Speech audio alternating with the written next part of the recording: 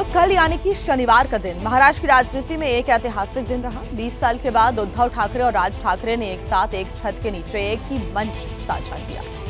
प्रदेश की राजनीति में लंबे वक्त से इस घटनाक्रम को लेकर अफवाहें और अटकलें चल रही थी। अब उन सब पर विराम लग गया है। मराठी अस्मिता वाली चुंबक के सहारे ठाकरे बंधु फिर से खिंचकर एक साथ आ गए हैं, वो भी पूरे परिवार के साथ। जी हाँ, अब सवाल यह है कि ये भाईचारा आखिर कहां तक जाएगा?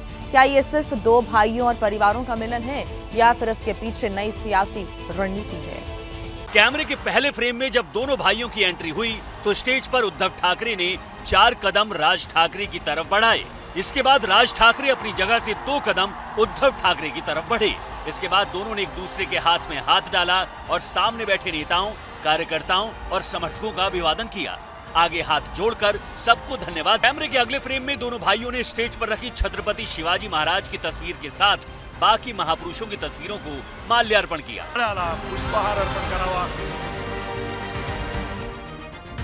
फिर भाषण की शुरुआत हुई। सन्माननीय उद्धव ठाकरे,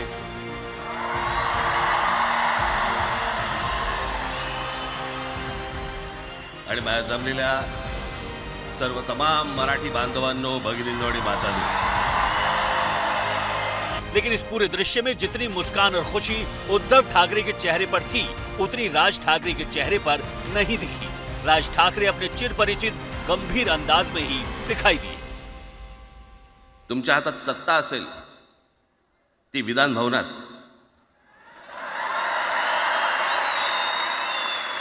आमच्याकडे सत्ता आहे रस्त्यावर।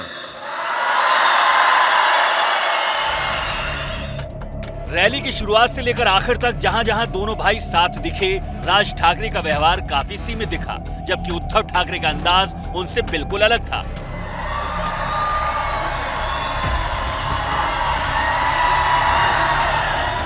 रैली के आखिर में जब परिवार और पार्टी के बड़े नेताओं ने मंच साझा किया तो राज ठाकरे के बेटे अमित ठाकरे उद्धव ठाकरे के बगल में खड़े नजर आए, जबकि उद्धव ठाकरे के बेटे आदित्य ठाकरे चाचा राज ठाकरे के साथ खड़े। आखिर में अमित और आदित्य ठाकरे ने भी एक साथ स्टेज पर आगे आकर कार्यकर्ताओं को पारिवारिक और राजनीतिक एकजुटता का संदेश देने की कोशिश की।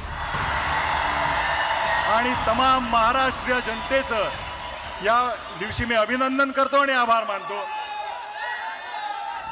पारिवारिक संदेश की जरूरत इसलिए भी है क्योंकि 20 साल पहले दोनों परिवारों के रिश्तों में आई दूरी की वजह जितनी राजनीतिक थी उतनी पारिवारिक भी थी। इसलिए सवाल उठता है, क्या दोनों का साथ आना सियासी मजबूरी है या परिवारों की दूरी भी कम हुई है? क्योंकि मंच पर दोनों भाई गले मिले एक साथ दिखे, लेकिन दोनों भाइयों की पत्नी और परिवार अलग अलग बैठा नजर आया।